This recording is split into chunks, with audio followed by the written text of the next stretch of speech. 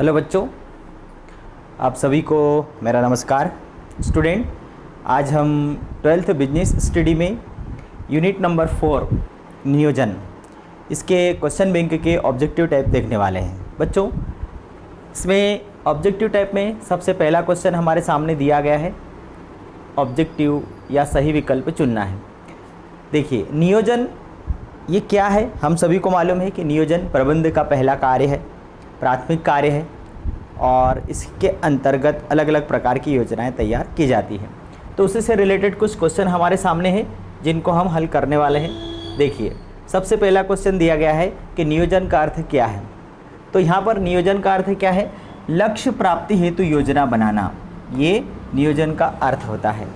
ठीक है, लक्ष्य निर्धारण करना, साधनों का निर्धारण करना, उपरोक्त सभी। अब इसमें लक्ष्य का निर्धारण करना ये भी इसी के अंतर्गत आता है, साधनों का निर्धारण करना ये भी इसी के अंतर्गत आता है, और लक्ष्य प्राप्ति हेतु योजना बनाना ये भी इसी के अंतर्गत आता है। तो हम यदि बोलना चाहे तो उपरोक्त सभी, हमारा जो आंसर क्या आ जाएगा? उपरोक्त सभी। अब उद्देश्य होना चाहिए, तो उद्देश्य कैसे होना चाहिए भाई? कोई सा भी उद्देश्य हो, वह उद्देश्य यदि हमारे व्यवहार में नहीं आता हो तो वो उद्देश्य किसी काम का नहीं होता है। तो उद्देश्य आदर्श तो हो, लेकिन वो कैसा होना चाहिए? व्यवहारिक होना चाहिए। ठीक है, मुख्य बात उसके अंतर्गत कैसे होना चाहिए कि वो प्रैक्टिकली होना चाहिए।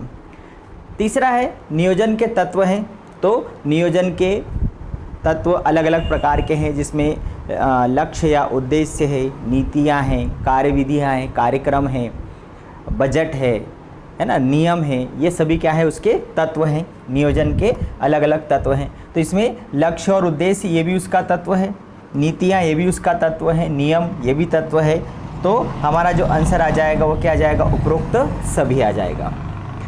अगला क्वेश्चन है प्रशिक्षण, व्याख्या और सेमिनार, ये योजना के किस तत्व में आते हैं? तो भाई प्रशिक्षण दिया जाता है, व्याख्यान दिए जाते हैं, सेमिनार किए जाते हैं, तो ये सभी योजना के कौन से उसके अंतर्गत आते हैं? तो ये प्रक्रिया के अंतर्गत शामिल किए जाते हैं। फिर है किसके उल्लंघन के लिए कोई जुर्माना या दंड नहीं लगाया जाता? तो भाई नियम, तो नियम यदि कोई भी तोड़ेगा तो उसको जुर्माना देना पड़ता है, दंड देना पड़ता है। ठीक है, कानून का भी यदि हम उल्लंघन करेंगे तो व्यक्ति को दंड मिलता है। तो विधि एक ऐसा तत्व है जिसका उल्लंघन करने पर कोई दंड या जुर्माना नहीं दिया जाता है। फिर है योजनाएं भविष्य की कार्यवाही का मार्ग तय करती है। भाई जो हमारा जो चैप्टर है वो क्या है? योजना है, प्लानिंग है। ठीक है, तो योजनाएं क्या करती है? भविष्य की कार्यवाही का मार्ग तय करती है कि भविष्य में हमें क्या करना है, वो मार्गदर्शन करती है। और प्रबंधक इसे बदलने की स्थिति में नहीं हो सकते हैं, प्रबंधक इसको आसानी से नहीं बदल सकते हैं। अब यहाँ बताई गई योजना की सीमा को पहचानिए कि भाई योजना की जो सीमा इसमें क्या है। तो नियोजन रचनात्मकता को कम करता है, मतलब जो नियम है, नियोजन जो है वो क्या करता है कि रचनात्मकता को कम करता है। इसका मतलब कि जो प्रबंधक है या कर्मचारी है, जो योजना बन गई है उस योजना के अनुरूप ही उनको काम करना है, वो अपनी क्रिएटिविटी इसमें नहीं दिखा सकते। फिर है योजना बनाना सफलता की गारंटी नहीं होता। भाई योजना बना ली तो इसका मतलब ये नहीं हुआ कि आप सफल हो गए या उसकी सफलता की गारंटी आपको मिल गई। योजना तो भाई आप भविष्य में आप कार्य को कैसे करने वाले हो ये दिखाने वाला एक प्लान होता है। गतिशील वातावरण में योजना बनाना संभव नहीं है। भाई बाहर का जो वातावरण में आपने कल की योजना बनाई है और जो बाहर का वातावरण है वो कैसा होता है? गतिशील होता है, मतलब परिवर्तनशील होता है। आपने आज जो योजना बनाई है तो आपके पास्ट के जो अनुभव है उसके आधार पर योजना बनाई है। अब फ्यूचर कैसा होगा वो आपने जो बनाई योजना के अनुरूप भी हो सकता है, नहीं भी हो सकता है। तो जो वातावरण कैसा होता है? गतिशील होता है। तो गतिशील वातावरण में योजना बनाना संभव नहीं है। अब नियोजन कठोरता की ओर ले जाता है। भाई नियोजन कैसा होता है? कठोर होता है, मतलब आप उसमें आसानी से चेंज नहीं कर सकते हैं, तो ये कठोरता की ओर ले जाता है। तो यहाँ पर जो हमारा आंसर क्या आना चाहिए कि भाई योजनाएं भविष्य की कार्यवाही का मार्ग तो तय कर देती है और प्रबंधक इसे बदलने की स्थिति में नहीं हो सकते हैं, मतलब प्रबंधक जो है उसको आसानी से बदल नहीं सकते हैं। तो हमारा जो आंसर है वो है कि नियोजन कठोरता की ओर ले जाता है, जिसको हम आसानी से बदल नहीं सकते हैं। फिर है अनुमानित नकदी प्रवाह और नकदी बहिर्वाह क्या है? अनुमानित आय और अनुमानित व्यय। अनुमानित आय कि सरकार को या व्यवसाय में कितना इनकम होने वाला है और कितना उसका उपयोग होगा। तो ये आय व्यय का जो अनुमान लगाया जाता है, ये आय व्यय का अनुमान क्या कहलाता है? बजट कहलाता है। आप लोगों ने अर्थशास्त्र में भी पढ़ा होगा। फिर है योजना एक खालिस्तान है, तो बेकार कार्य है, एक बार की प्रक्रिया है, मानसिक व्यायाम है या अप्रचलित धारणा है। तो भाई योजना कोई आसान काम नहीं होता है, कोई भी व्यक्ति प्लानिंग नहीं बना सकता। जिसके अंदर दिमाग होगा, है ना, वही व्यक्ति प्लानिंग बना सकता है। तो ये एक प्रकार का क्या है? ये मानसिक कसरत है, ये बौद्धिक कसरत है, ये बुद्धि से किया जाने वाला कार्य होता है। तो योजना क्या है? एक मानसिक व्यायाम है। अगला क्वेश्चन पढ़ेंगे हम। यदि किसी फर्म ने अपना उत्पाद केवल नगद आधार पर बेचने का निर्णय लिया है, तो यह फर्म के खालिस्तान का हिस्सा है। एक फर्म है, उसने अपना जो प्रोडक्ट है उस प्रोडक्ट को केवल नगद आधार पर बेचने का निर्णय लिया है कि वो नगद ही बेचेगी, उधार नहीं बेचेगी। जैसे कई बार हम दुकानों पर जाते हैं तो वहाँ लिखा रहता है कि एक भाव की दुकान, या केवल नगद व्यवहार किया जाएगा, उधार नहीं। तो ये सभी क्या हुई? ये पॉलिसी हम बोलते हैं कि ये पॉलिसी एक के साथ एक फ्री है या एक भाव की दुकान है। तो ये सभी उनकी क्या होती है? नीतियाँ, मतलब सामान को बेचने की क्या होती है? नीति होती है। योजना के प्रकार कौन कौन से हैं? तो यहाँ पर 4 प्रकार की योजनाएं दी गई है। एकल उपयोग योजना और स्थायी योजना, एकल उपयोग और दोहरा उपयोग, पारंपरिक योजना, आधुनिक योजना, अल्पावधि और मध्यावधि। तो इसमें योजना का कौन सा प्रकार सही है? तो यहाँ पर हमारा जो पहला प्रकार आ रहा है वो सही वाला प्रकार है कि एकल योजना मतलब जो इंस्टेंट बनाई जाती है, किसी विशेष उद्देश्य के लिए बनाई जाती है, और स्थायी योजना ऐसी योजना जो बार बार उपयोग की जाती है। तो यहाँ पर जो हमारा आंसर क्या आएगा? 10 का ए आएगा। फिर हम नियोजन प्रक्रिया का अंतिम चरण क्या है? भाई नियोजन में सबसे पहले उद्देश्यों का निर्धारण किया जाता है और इस प्रकार से उसकी अलग अलग स्टेप्स होती है। तो सबसे अंतिम चरण हमारा पूछा गया है। यदि यहाँ पूछ लिया जाता है कि नियोजन प्रक्रिया का प्रथम चरण कौन सा है तो ये आता, लेकिन अंतिम चरण पूछा गया है तो अनुवर्ती कार्यवाही। अनुवर्ती कार्यवाही का मतलब कि उसका फॉलो अप लेना। आपने जो योजना बना दी है उसको आपने एक्टिव भी कर दिया है, वह फील्ड में काम करने लग गई है, तो आपको सबसे लास्ट जो कदम है वो क्या है? अनुवर्ती कार्यवाही, मतलब उसका फॉलो अप लेते रहना कि योजना के अनुसार कार्य हो रहा है या नहीं। नियोजन का कौन सा गुण नहीं है?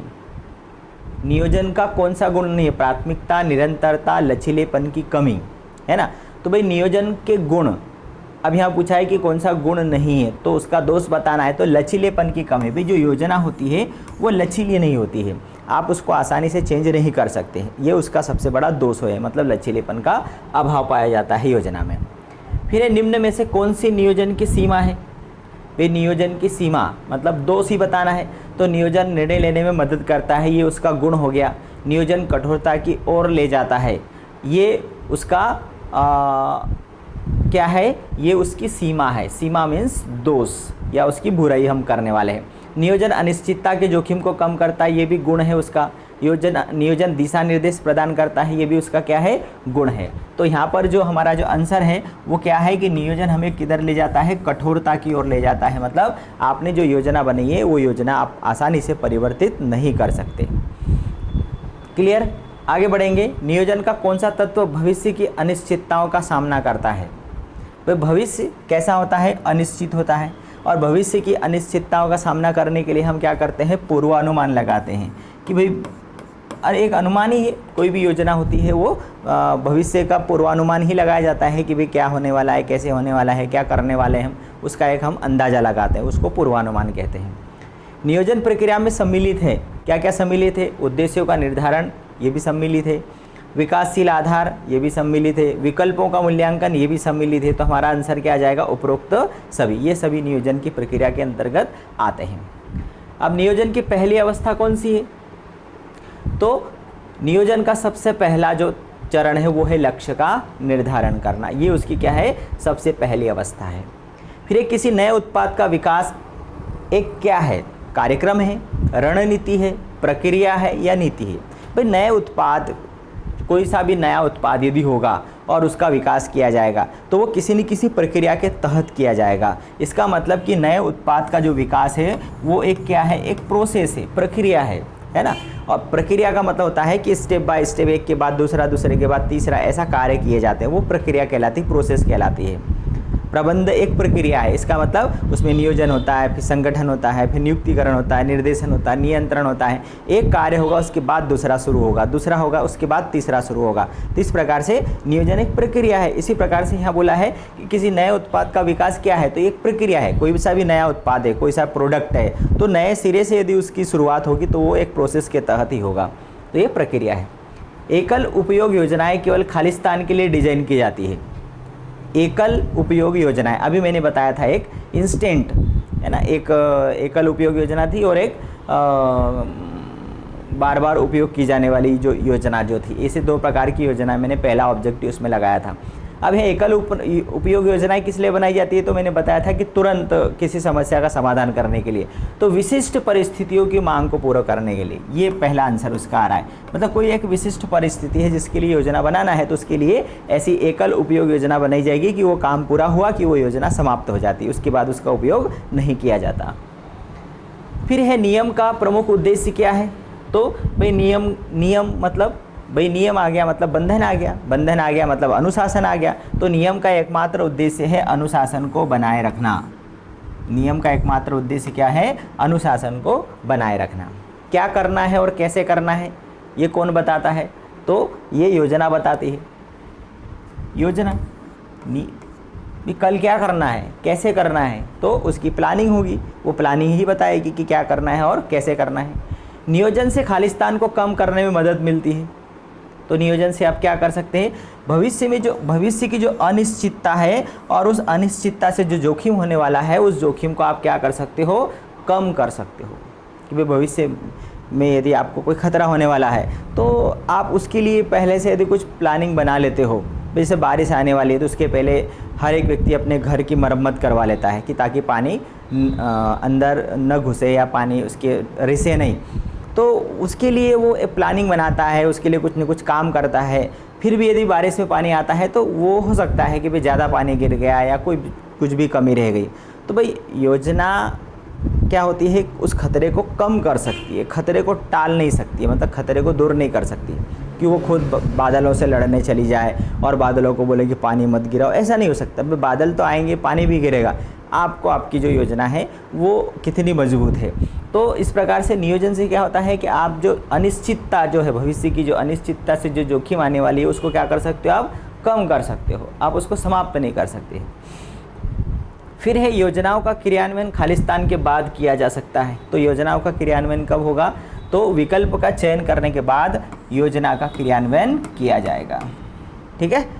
फिर है नियोजन का उद्देश्य क्या है, तो नियोजन का उद्देश्य है पूर्वानुमान करना, स्वस्थ प्रतिस्पर्धा का निर्माण करना, संसाधनों का अनुकूलतम उपयोग करना, ये सभी उसके उद्देश्यों के अंतर्गत आता है। ठीक है, ये सभी नियोजन के उद्देश्य हैं। तो ये थे हमारे ऑब्जेक्टिव। अब हम रिक्त स्थानों की तरफ चलेंगे। तो रिक्त स्थान हम एक ही नज़र में करने की कोशिश करेंगे उसको। चलिए, रिक्त स्थानों की पूर्ति में सबसे पहला दिया गया है कि भाई नियोजन अनिश्चितता की जोखिम को क्या करता है, अनिश्चितता की जोखिम को कम करता है। अभी हमने देखा था विकल्प में कि नियोजन क्या करता है, अनिश्चितता, जो भविष्य में जो अनिश्चितता है जिससे जोखिम होने वाला है उसको कम कर सकता है। नियोजन निर्णय लेने को आसान बनाता है। नियोजन निर्णय लेने को कैसा बनाता है, आसान बनाता है। भाई नियोजन प्लानिंग होगी तो आप निर्णय आसानी से ले पाओगे। नियोजन प्रबंध का कौन सा कार्य है, तो नियोजन प्रबंध का प्रथम कार्य है, पहला कार्य है। नियम खालिस्तान स्थापित करने में सहायक होते हैं। नियम आ गया मतलब अनुशासन आ गया। आप स्कूल जाते हो, स्कूल में नियम है कि यूनिफॉर्म पहन कर जाना है, टाइम पर जाना है, तो ये क्या आ गया, सभी यदि उसी अनुसार काम करेंगे, नियमों के अनुसार, तो अनुशासन स्थापित हो जाता है। नियोजन एक किस प्रकार की प्रक्रिया है, तो नियोजन एक सतत प्रक्रिया भी है, कुछ जगह बौद्धिक प्रक्रिया भी लिखा गया है। ठीक है, तो आप दोनों में से कुछ भी लिख सकते हो कि नियोजन एक सतत प्रक्रिया है, नियोजन एक बौद्धिक प्रक्रिया है। नियोजन एक मानसिक कसरत है। अभी ऑब्जेक्टिव में आया था कि नियोजन क्या है, एक मानसिक कसरत है, कसरत भी बोल सकते हैं या मानसिक व्यायाम भी है। व्यायाम को ही हम बोलते हैं कसरत करना। जैसे युवा जो वर्ग है वो कसरत करता है, तो वो व्यायाम हो गया। तो इस प्रकार से बौद्धिक कसरत मतलब हम जो भी योजना बनाते हैं तो उसमें हमारे दिमाग को पूरा मथ लेते हैं और उसके बाद कोई योजना बनकर बाहर निकलती है। तो ये एक प्रकार का मानसिक कसरत है। उद्देश्य का निर्धारण नियोजन का प्रथम कार्य है। भाई नियोजन के अंतर्गत सबसे पहला कार्य कौन सा किया जाता है? तो उद्देश्य को निर्धारित किया जाता है। नियोजन यह निश्चय करता है कि खालिस्तान में क्या और कैसे करना है। भाई नियोजन में यह निश्चय करता है कि भविष्य में हमें क्या करना है और कैसे करना है, क्योंकि नियोजन हमेशा भविष्य के लिए होता है। नियोजन खालिस्तान की व्यवस्था करता है तो संसाधनों की व्यवस्था भी करता है।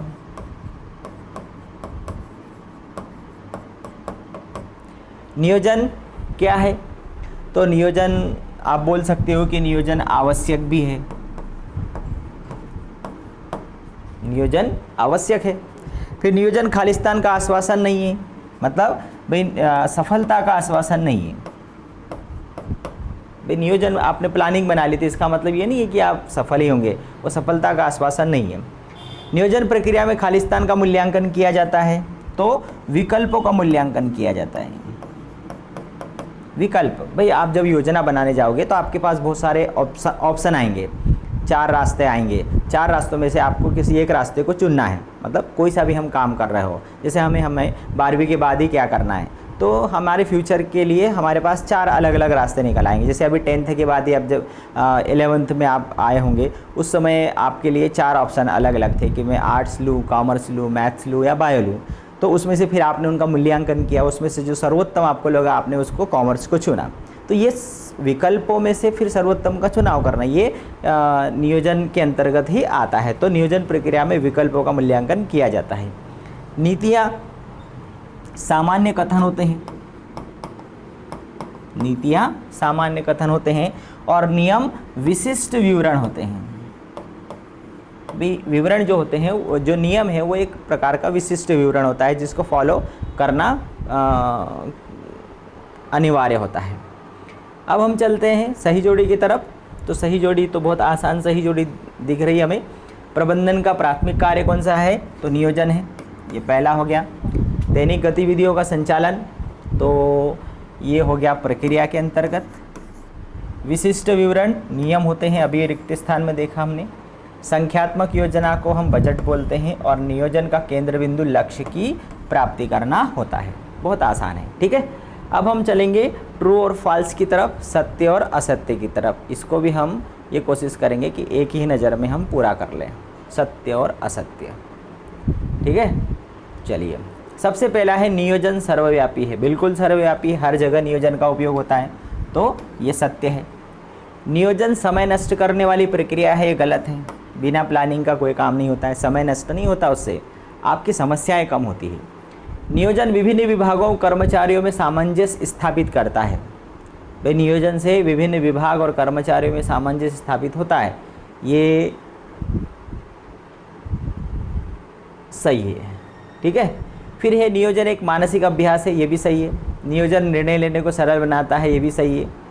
नियोजन प्रतियोगात्मक रुचि उत्पन्न करता है, ये भी सही है। बजट गुणात्मक स्वरूप में व्यक्त किया जाता है, ये गलत है।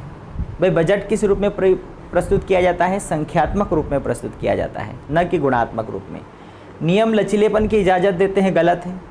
भाई नियम हमेशा कठोर होते हैं जिनका पालन करना अनिवार्य होता है। बजट आशान्वित परिणामों को संख्यात्मक मत के रूप में व्यक्त करता है, बिल्कुल राइट है कि बजट को किस रूप में व्यक्त किया जाता है? संख्यात्मक रूप में। यहाँ बोला गया था बजट गुणात्मक स्वरूप में व्यक्त किया जाता है, इसलिए गलत हो गया, और ये संख्यात्मक रूप में व्यक्त किया जाता है, इसलिए सही है, क्योंकि बजट मतलब आय व्यय का ब्यौरा, और वो हमेशा आय व्यय संख्या रूप में होती है। उद्देश्य की प्राप्ति हेतु नीतियाँ बनाई जाती है, तो उद्देश्यों की प्राप्ति के लिए ही नीतियाँ होती है। व्यूह रचना संगठन के उद्देश्यों को पूरा करने की एक व्यापक योजना होती है, तो बिल्कुल सही है। और नीतियाँ नियमों से भिन्न नहीं होती है, गलत है। नीतियाँ और नियम ये दोनों अलग अलग होते हैं, भिन्न होते हैं, ये बोल रहे भिन्न नहीं होती, इसलिए क्या हो गया? ये गलत हो गया। अब हम चलेंगे एक शब्द की ओर, ठीक है। तो एक शब्द में ये 5 प्रकार के अलग अलग प्रकार के ऑब्जेक्टिव आते हैं आपको, है ना। 32 नंबर के ऑब्जेक्टिव होते हैं जो कि हमारे लिए बहुत मायने रखते हैं। भाई अभी कुछ बच्चे ने एक ने कमेंट्स किया कि सर वीडियो थोड़ा सा छोटा हो तो ज़्यादा हमें अच्छा लगेगा। तो भैया हम कितना भी भागेंगे, स्पीड से भागेंगे, फिर भी बिना समझाए यदि मैं केवल टिक कर दूंगा तो भी मज़ा नहीं आएगा। हमें उसको समझना है, बिना समझे यदि हम आगे बढ़ गए तो केवल रट्टा मारना होगा, है ना। इसलिए थोड़ा सा एक्सप्लेन करना ज़रूरी होता है। फिर भी मैं उसको ज़्यादा जितना कोशिश कर रहा हूँ कि भैया आपको भाई क्या है कि आज का जो ज़माना है वो कौन सा है, वो उंगली वाला ज़माना है। मतलब कि हम रील देखते हैं कि एक एक सेकंड में, बस एक सेकंड में देखा, एक अगला एक सेकंड में देखा, अगला, मतलब हमारा जो धैर्य जो है वो बहुत कम हो गया है, सहनशीलता बहुत कम होती जा रही है। तो भाई पढ़ाई के लिए तो थोड़ा सा हमें वेट करना पड़ेगा, ठीक है। तो बिना समझे यदि हम आगे बढ़ गए तो उसका कोई मतलब नहीं होता है, ठीक है। तो एक शब्द में क्या, नियोजन एक मानसिक कार्य है। बिल्कुल, नियोजन क्या है, एक मानसिक कसरत है, मानसिक कार्य है, बौद्धिक कार्य है, ठीक। नीतियाँ क्यों बनाई जाती हैं, तो नीतियाँ उद्देश्यों को प्राप्त करने के लिए बनाई जाती है या कर्मचारियों के मार्गदर्शन के लिए बनाई जाती है, कर्मचारियों के मार्गदर्शन के लिए बनाई जाती है, ठीक। फिर है कार्यक्रम एक परियोजना के विषय में कैसे विवरण होते हैं। तो कार्यक्रम एक परियोजना के विषय में एक विस्तृत विवरण होते हैं। फिर है क्या, नियोजन अपव्ययी क्रियाओं को कम कर देता है। हाँ, 100% भाई नियोजन से जितने भी मिस व्यय जो होने वाले हैं वो कम हो जाते हैं। क्या नियोजन नियंत्रण के मानकों का निर्धारण करता है। हाँ, नियोजन और नियंत्रण ये दोनों एक दूसरे से घनिष्ठ संबंधित है। प्रत्येक विकल्प के गुण दोष की जानकारी प्राप्त करना क्या कहलाता है, उनका मूल्यांकन करना कहलाता है। प्रत्येक जो विकल्प है उसका क्या किया जाता है, मूल्यांकन किया जाता है, उसके गुण दोषों को देखा जाता है। नियोजन में सबसे पहला कार्य कौन सा है, तो उद्देश्यों का निर्धारण या लक्ष्यों का निर्धारण, लक्ष्यों का निर्धारण सबसे पहला कार्य उसमें। क्या परिवर्तनशील वातावरण में नियोजन प्रभावी नहीं रहता है। हाँ भाई, परिवर्तनशील वातावरण होगा तो उसमें नियोजन प्रभावी नहीं होगा। योजनाएं किसके द्वारा लागू की जाती है, किसके द्वारा लागू की जाती है, तो प्रबंध के द्वारा लागू की जाती है। भाई लागू करने वाला कौन है, प्रबंध है। संगठन के उद्देश्यों को पूरा करने के लिए व्यापक योजना को क्या कहा जाता है, तो नियोजन। व्यापक योजना को क्या बोलेंगे हम, नियोजन बोलेंगे। बजट को किस रूप में व्यक्त किया जाता है, तो संख्यात्मक रूप में व्यक्त किया जाता है। बजट हमेशा संख्या के रूप में प्रस्तुत किया जाता है। नियोजन किस प्रकार की प्रक्रिया है, तो नियोजन किस प्रकार की प्रक्रिया है, एक बौद्धिक प्रक्रिया है जो कि बुद्धि से की जाने वाली है। और रोकड़ प्रबंधन का आधारभूत यंत्र क्या है, बजट। हमेशा कोई से भी जो रोकड़ के आय व्यय, पैसे के आय व्यय का जो भी ब्यौरा जो तैयार किया जाता है तो उसको बांधने वाला जो यंत्र है वो क्या है, बजट। बजट के आधार पर ही आप रोकड़ को नियंत्रित कर सकते हो, कितना पैसा आ रहा है, कितना जा रहा है, ठीक है। तो ये थे हमारे जो 4th यूनिट है नियोजन से रिलेटेड ऑब्जेक्टिव टाइप के क्वेश्चन थे जिन्हें अभी हमने देखा। आप लोगों को अच्छा लगे वीडियो तो आप लाइक करें, शेयर करें, अपने दोस्तों के साथ में उसको शेयर करें, और आप चैनल पर नए हैं तो सब्सक्राइब करना ना भूलें। अगले संगठन के ऑब्जेक्टिव लेकर फिर हम अगले वीडियो में मिलेंगे, तब तक के लिए गुड बाय।